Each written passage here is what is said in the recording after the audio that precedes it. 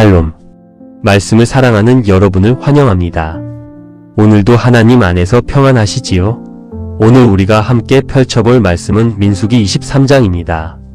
민수기는 많은 분들이 조금 낯설게 느끼시는 책이기도 해요. 숫자와 규정, 광야의 기록들이 가득한 책이라는 인상 때문에 선뜻 손이 가지 않는 경우가 많죠? 그런데 오늘 우리가 만날 23장은 조금 다릅니다. 여기에는 저주를 하러 왔다가 결국 축복을 쏟아낼 수밖에 없었던 한 이방인 예언자의 이야기가 담겨 있어요.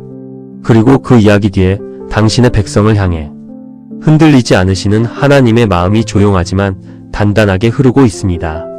오늘 이 말씀을 천천히 함께 따라가 보겠습니다. 본문으로 들어가기 전에 발람이라는 인물을 먼저 소개해 드려야 할 것 같습니다. 발람은 유프라테스 강 상류 아람 지역 부돌 출신의 사람이었습니다. 고대 근동 세계에서 그는 꽤 명성이 높은 복술사, 예언자였어요. 실제로 1967년 요르단의 데이르 알라라는 지역에서 발굴된 석회암 비문의 발람, 바르부올이라는 이름과 함께 그가 신들의 계시를 받은 예언자로 묘사된 내용이 발견되었습니다. 이것은 발람이 단순히 성경 안에만 존재하는 인물이 아니라 당시 실제 고대 근동 세계에서 알려진 인물이었다는 것을 보여주는 매우 흥미로운 증거입니다. 모압 왕 발락은 이스라엘 백성이 광야를 지나오는 모습을 보고 두려움에 사로잡혔습니다. 이스라엘이 이미 아모리 족속을 무찌르고 올라오고 있다는 소문이 퍼져 있었고 발락은 정면 대결로는 이길 수 없다고 판단했어요. 그래서 그는 영적인 방법을 선택했습니다. 저주였습니다. 그 저주를 위해 불러온 사람이 바로 발람이에요. 그렇게 해서 민수기 23장의 무대가 펼쳐집니다. 자, 이제 본문을 한 절씩 함께 따라가 보겠습니다. 1절입니다. 발람이 발락에게 이르되 나를 위하여 여기 제단 7을 쌓고 거기 수송아지 7마리와 수장 7마리를 준비하소서 하매 발람이 의식을 준비하면서 발락에게 요청하는 장면입니다. 제단 7, 수송아지 7, 순양 7. 이 숫자 7이 눈에 들어오시지 않나요? 고대 근동 세계에서 숫자 7은 완전함과 신성함을 상징하는 숫자였습니다. 이스라엘뿐 아니라 메소포타미아와 가나안 문화권 전반에서 7은 특별한 수였어요. 발람은 이 숫자를 통해 신성한 의식을 완전하게 갖추려 했습니다. 동시에 이것은 발람이 단순한 사기꾼이 아니었다는 것도 보여줍니다. 그는 신적 존재와 교류하는 방식을 진지하게 알고 있는 사람이었어요. 다만 그 신이 어떤 신이냐, 그게 문제였을 뿐이었습니다. 2절입니다. 발락이 발람의 말대로 준비한 후에 발락과 발람이 제단에 수송아지와 수장을 드리니라. 발락이 토를 달지 않고 그대로 따릅니다. 7개의 제단을 쌓고 제물을 올립니다. 이 장면을 잠깐 눈에 그려보세요. 모압의 산 위에 연기가 피어오르는 7개의 제단이 나란히 세워져 있습니다. 발락은 그 옆에 긴장한 얼굴로 서 있고 발람은 의식을 주관하고 있어요. 이 장면 뒤에는 발락의 절박함이 숨어 있습니다. 왕이라는 사람이 이방 예언자의 말 한마디 한마디에 고분고분 따르고 있으니까요. 강해 보이는 권력 뒤에도 두려움이 있다는 것, 그게 이 장면에서 느껴집니다. 3절입니다. 발람이 발락에게 이르되 당신의 번제물 곁에 서소서 나는 저리로 가리이다. 여호와께서 혹시 오셔서 나를 만나시리니 그가 내게 지시하시는 것은 다 당신에게 알리리이다 하고 언덕길로 가니 발람이 홀로 언덕으로 올라가는 장면입니다. 여기서 한 단어가 특별히 마음에 걸립니다. 혹시라는 말이에요. 히브리어로 이 단어는 아울라이인데 어쩌면 혹시라는 뜻입니다. 발람이 이 순간 여호와가 자신에게 나타나실지 확신하지 못하고 있다는 뜻이에요. 그는 여호와를 마음대로 불러낼 수 있는 사람이 아니었습니다. 그저 기다릴 수밖에 없었어요. 발람이 언덕을 오르는 그 발걸음 속에 기대와 불확실함이 함께 섞여 있었을 것입니다. 4절입니다. 하나님이 발람에게 임하시는지라 발람이 아뢰되 내가 7제단을 쌓고 각 제단에 수송아지와 순양을 드렸나이다. 그런데 하나님이 오셨습니다. 임하시는지라는 표현, 히브리어로는 카라라는 동사가 쓰이는데 이는 마주치다, 만나다라는 의미를 담고 있습니다. 발람이 여호와를 불러낸 것이 아니에요. 여호와께서 발람을 찾아오신 것입니다.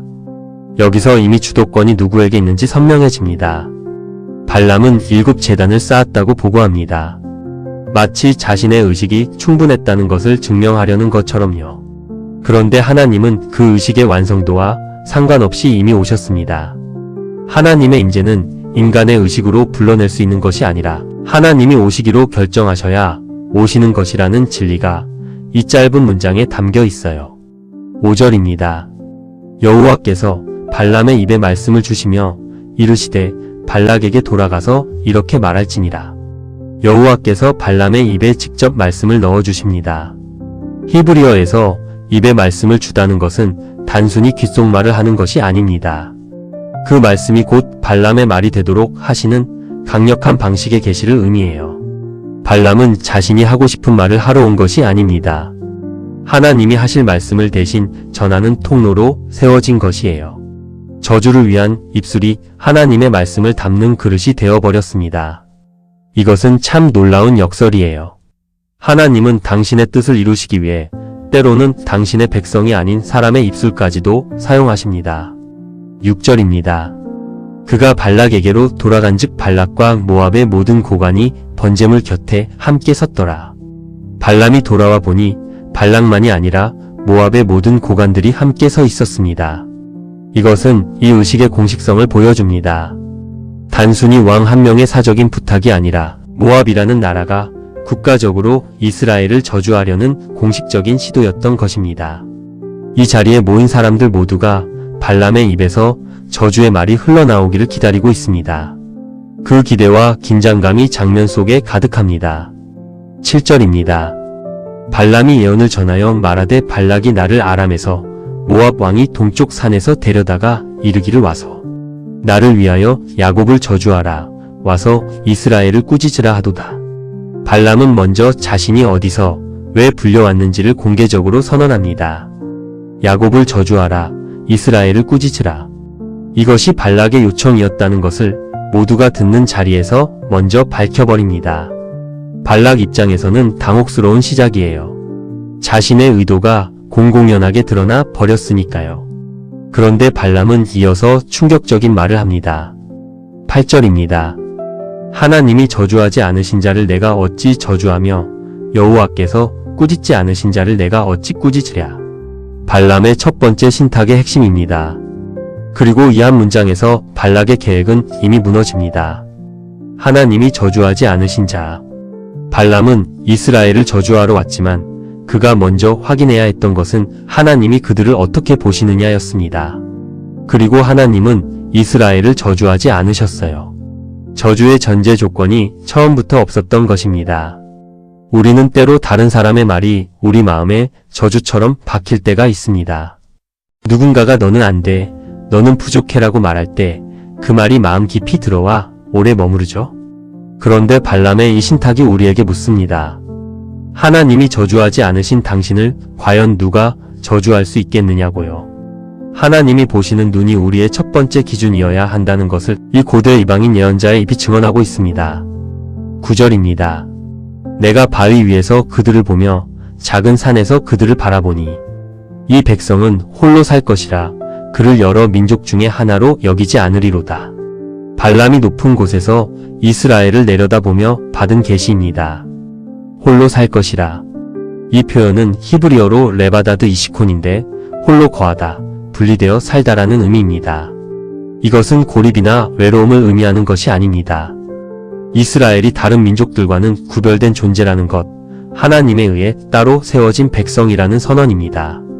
여러 민족 중에 하나로 여기지 않으리로다라는 말은 그들이 세상의 분류 기준으로 평가받을 수 없는 존재라는 뜻이에요.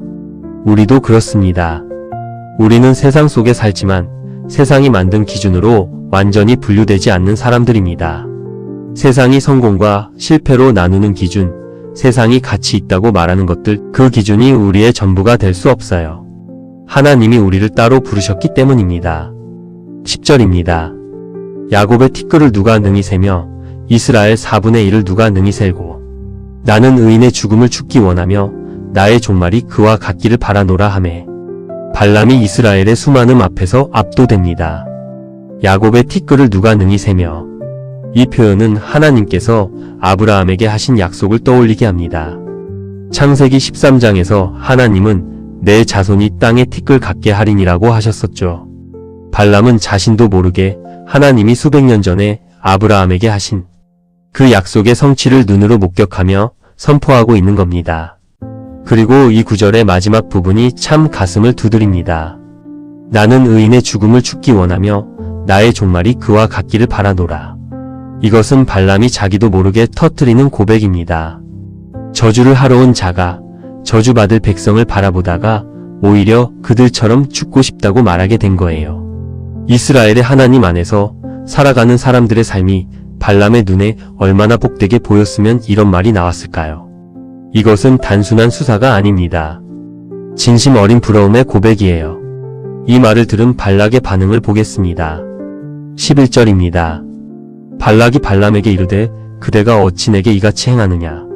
나의 원수를 저주하라고 그대를 데려왔거늘 그대가 오히려 축복하였도다. 발락이 화가 났습니다. 당연하지요. 거금을 들이고 먼 길에서 불러온 예언자가 저주는커녕 축복을 선포해버렸으니까요. 어찌 내게 이같이 행하느냐. 발락의 말 속에는 배신감과 분노가 함께 섞여 있습니다. 그런데 그의 항해 자체가 이미 이 상황의 진실을 드러냅니다. 발람은 발락을 위해 일하는 사람이 아니었어요. 발람의 입은 이미 더 높은 권위에 붙들려 있었습니다. 12절입니다. 발람이 대답하여 이르되 여호와께서 내 입에 주신 말씀을 내가 어찌 말하지 아니할 수 있으리까? 발람의 대답은 단호하고 간결합니다. 여호와께서 내 입에 주신 말씀을 내가 어찌 말하지 아니할 수 있으리까? 이 말은 발람이 정직하게 자신의 한계를 인정하는 것이에요. 자신이 아무리 저주하고 싶어도 여호와께서 축복의 말씀을 입에 넣어주셨으니 다른 말이 나올 수 없다는 것입니다. 이것은 놀라운 장면이에요. 하나님은 발람의 마음까지 바꾸신 것이 아니었습니다. 다만 그의 입술을 장악하신 것이에요. 하나님의 말씀은 사람의 의지와 관계없이 이루어집니다. 그게 이 장면이 보여주는 핵심입니다. 우리가 하나님의 말씀을 전할 때도 그렇습니다. 우리가 완벽하지 않아도, 우리의 마음이 완전히 준비되지 않아도 하나님은 우리의 입술을 통해 당신이 하실 말씀을 하실 수 있는 분입니다. 그것이 위로가 되기도 하고 동시에 경외감을 불러일으키기도 합니다. 발락은 포기하지 않습니다. 13절. 발락이 말하되 나와 함께 그들을 달리 볼 곳으로 가자. 거기서는 그들을 다 보지 못하고 그들의 끝만 보리니 거기서 나를 위하여 그들을 저주하라 하고. 발락의 전략이 드러납니다. 이스라엘 전체를 보면 너무 압도되어서 저주를 못하겠으니 이번엔 그들의 끝만 보이는 곳으로 가자는 것입니다. 마치 시각적으로 작게 만들면 영적인 결과도 달라질 것이라고 생각하는 것처럼요. 이것은 발락의 사고방식이 얼마나 제한되어 있는지를 보여줍니다. 그는 하나님의 보호가 관찰자의 시각에 따라 달라질 수 있다고 생각했어요. 하지만 이스라엘을 얼마나 보느냐의 문제가 아닙니다. 하나님이 그들과 함께 계신다는 사실이 변하지 않는 것이 문제입니다. 14절. 소빔들로 인도하여 비스가 꼭대기에 이르러 7 제단을 쌓고 각 제단에 수송아지와 순양을 드리니. 비스가 꼭대기. 이곳은 모세가 나중에 약속의 땅을 바라보며 삶을 마감하는 장소이기도 합니다. 그 산 위에서 이번에도 7 제단이 쌓이고 이번에도 제물이 드려집니다. 발락은 똑같은 방법을 다른 장소에서 반복하고 있어요. 장소를 바꾸면 결과가 달라질 것이라는 기대를 품고요. 그런데 하나님은 장소를 가리지 않으십니다. 어떤 산 꼭대기에서도 어떤 제단 앞에서도 하나님은 동일한 분이십니다. 15절입니다. 발람이 발락에게 이르되 내가 저기서 여호와를 만나뵐 동안에 여기 당신의 번제물 곁에 서소서 하니라. 두 번째 신탁을 준비하는 장면입니다. 발람은 다시 홀로 나아가 하나님을 만납니다. 이 반복 구조가 참 의미 있습니다. 하나님을 만나는 일은 군중 속에서 이루어지지 않았어요. 발람은 사람들을 뒤로하고 홀로 나아갔습니다. 하나님을 만나는 시간은 결국 그런 것이에요. 혼자서 조용히 오직 그분만을 향해 나아가는 시간입니다. 16절입니다. 여호와께서 발람에게 임하사 그의 입에 말씀을 주시며 이르시되 발락에게로 돌아가서 이렇게 말할지니라. 또 오셨습니다. 여호와께서 다시 발람에게 임하시고 다시 그의 입에 말씀을 주십니다. 하나님은 반복을 두려워하지 않으십니다. 발람이 두 번째로 나아가도 하나님은 두 번째로 말씀하십니다. 우리가 같은 자리에서 같은 기도를 반복해도 하나님은 매번 새롭게 응답하시는 분이라는 것을 이 장면이 조용히 보여줍니다. 17절입니다. 발람이 가서 본즉 발락이 번제물 곁에 섰고 모압 고관들이 함께 있더라. 발락이 발람에게 이르되 여호와께서 무슨 말씀을 하시더냐. 발락이 초조하게 기다리다 묻습니다. 여호와께서 무슨 말씀을 하시더냐. 흥미롭지 않습니까? 발락은 이스라엘의 신을 여호와라고 이름을 알고 있었습니다. 그러면서도 그 여호와의 뜻을 돌릴 수 있다고 생각했어요. 하나님을 알면서도 하나님의 뜻을 따르지 않으려는 모습, 이것은 비단 발락만의 이야기가 아닙니다. 우리 안에도 때로 하나님을 알면서 하나님의 뜻을 내 방향으로 바꾸려는 마음이 생길 때가 있지 않습니까? 이어서 발람이 두 번째 신탁을 선포합니다. 18절입니다. 발람이 예언하여 이르기를 발락이여 일어나 들을지어다. 십볼의 아들이여 내게 자세히 들으라. 발람이 발락을 직접 이름과 혈통으로 부르며 일으켜 세웁니다. 일어나 들으라. 이것은 단순한 주의 환기가 아닙니다. 왕을 향해 선지자가 명령하는 자세입니다. 발람은 발락을 위해 일하는 사람이 아니에요. 이 순간 그는 하나님의 말씀을 선포하는 통로로서 발락보다 높은 권위 위에 서 있습니다. 하나님의 말씀 앞에서는 왕도 일어나 들어야 합니다. 19절입니다. 하나님은 사람이 아니시니 거짓말을 하지 않으시고 인생이 아니시니 후회가 없으시도다. 어찌 그 말씀하신 바를 행하지 않으시며 하신 말씀을 실행하지 않으시랴. 두 번째 신탁의 심장부입니다. 이 구절은 성경 전체에서도 하나님의 성품을 가장 간결하고 선명하게 표현한 구절 중 하나입니다. 하나님은 사람이 아니시니 거짓말을 하지 않으신다. 인생이 아니시니 후회가 없으시다. 말씀하신 것은 반드시 행하시고 하신 말씀은 반드시 실행하신다. 이 네 개의 문장이 이 신탁 전체의 토대입니다. 히브리어에서 거짓말을 하지 않으신다는 표현은 카자브라는 동사의 부정형인데 이는 단순히 사실을 말하지 않는다는 것을 넘어 그 말과 존재가 완전히 일치한다는 의미입니다. 하나님의 말씀은 그분의 본성 그 자체입니다. 거짓이 개입할 여지가 없어요. 그리고 후회가 없으시다는 표현은 결정을 번복하시거나 뒤집으실 일이 없다는 뜻입니다. 한 번 하신 말씀은 그것이 끝입니다. 우리는 살면서 많은 약속을 받고 또 많은 약속을 기다립니다. 사람의 약속은 흔들릴 때가 있어요. 상황이 바뀌고 마음이 바뀌고 때로는 잊혀집니다. 그런데 하나님의 약속은 그렇지 않습니다. 이 발람의 신탁이 오늘 우리에게 말합니다. 하나님이 하신 말씀은 반드시 이루어진다. 그분은 거짓말하지 않으신다. 그분은 후회하지 않으신다. 우리가 기다리는 그 약속들이 이 진리 위에 서 있습니다. 20절입니다. 내가 축복할 것을 받았으니 그가 주신 복을 내가 돌이키지 않으리라. 발람이 다시 한번 선언합니다. 내가 축복할 것을 받았으니 이것은 발람의 선택이 아닙니다. 하나님께서 발람에게 이스라엘을 축복하라고 명하셨고 발람은 그것을 받은 것입니다. 그리고 그가 주신 복을 내가 돌이키지 않으리라. 발람의 이 고백은 발락이 아무리 다른 장소에서 다른 방법으로 시도해도 결과가 달라지지 않을 것이라는 최종 선언이에요. 하나님이 복을 결정하셨으면 그 복을 거두어 갈 수 있는 존재는 없습니다.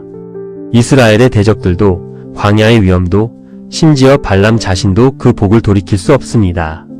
이것이 이스라엘의 안전의 근거입니다. 그리고 우리의 안전의 근거이기도 합니다. 21절입니다. 야곱의 허물을 보지 아니하시며 이스라엘의 반역을 보지 아니하시는도다.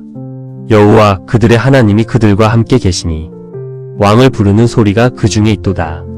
이 절은 조심스럽게 읽어야 합니다. 야곱의 허물을 보지 아니하시며 이스라엘의 반역을 보지 아니하신다는 말이 하나님이 죄를 그냥 눈 감으신다는 뜻은 아닙니다. 여기서 보지 아니하신다는 히브리어는 나바트의 부정형인데 이것은 주목하다, 눈여겨보다라는 의미입니다. 즉, 이스라엘의 허물이 하나님의 관계의 출발점이 아니라는 것이에요. 하나님은 그들의 허물을 기준으로 그들과의 관계를 결정하지 않으신다는 뜻입니다. 왜냐하면 여호와 그들의 하나님이 그들과 함께 계시기 때문입니다. 왕을 부르는 소리가 그 중에 있도다. 이것은 이스라엘 진영 가운데 하나님이 왕으로 임재하신다는 선언입니다. 그들은 단순한 유목민 무리가 아니에요. 왕을 모신 백성입니다. 광야에서, 허물 속에서, 반역의 역사 속에서도 하나님은 그들을 떠나지 않으셨어요. 22절입니다. 하나님이 그들을 애굽에서 인도하여 내셨으니 그의 힘이 들소와 같도다. 발람이 이스라엘의 역사를 한 문장으로 요약합니다. 애굽에서 인도하여 내셨다. 출애굽. 이것이 이스라엘 정체성의 뿌리입니다. 그리고 그의 힘이 들소와 같도다. 히브리어로 들소는 레엠인데 고대 근동에서 들소는 통제할 수 없는 야생의 힘을 상징하는 동물이었습니다. 하나님의 힘이 그 들소 같다는 것은 그 힘을 어떤 사람도 어떤 나라도 막을 수 없다는 뜻이에요. 이스라엘을 인도하시는 하나님의 힘은 발람이 선포하는 저주 몇 마디로 꺾일 수 있는 것이 아닙니다. 23절입니다. 야곱을 해할 점술이 없고 이스라엘을 해할 복술이 없도다. 이때 야곱과 이스라엘에 대하여 논할진대 하나님께서 행하신 일이 어찌 그리 크냐 하리로다. 이 구절은 민수기 23장 전체에서 가장 결정적인 선언 중 하나입니다. 야곱을 해할 점술이 없고 이스라엘을 해할 복술이 없도다. 발람은 바로 그 점술과 복술의 전문가였습니다. 그런데 그 전문가가 스스로 자신의 기술이 이스라엘에게는 통하지 않는다고 선언합니다. 이것은 단순한 겸손이 아닙니다. 전문가의 고백이에요. 내가 아는 모든 방법으로도 하나님이 함께 계신 이 백성을 해칠 수 없다는 것을 발람 자신이 증언하고 있는 겁니다. 그리고 이어집니다. 하나님께서 행하신 일이 어찌 그리 크냐 하리로다. 이것은 이스라엘에 대한 칭찬이 아닙니다. 하나님이 행하신 일에 대한 경탄입니다. 이스라엘이 대단해서가 아니에요.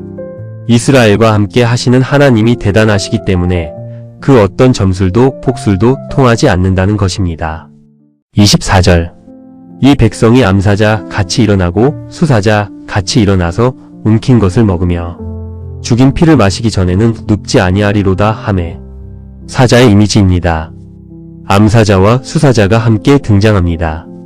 히브리어에서 이 두 단어는 라비와 아리로 각각 사자의 다른 특성을 강조하는 표현입니다.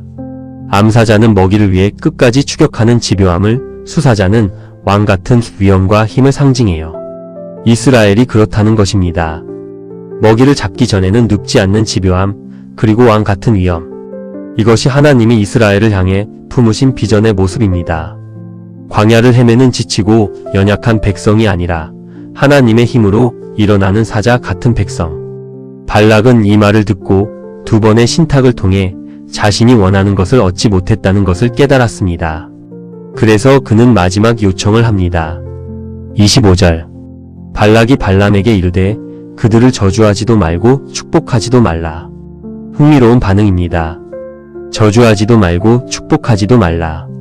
저주는 너무 위험하고 축복은 너무 도움이 안 되니 그냥 아무 말도 하지 말라는 것이에요.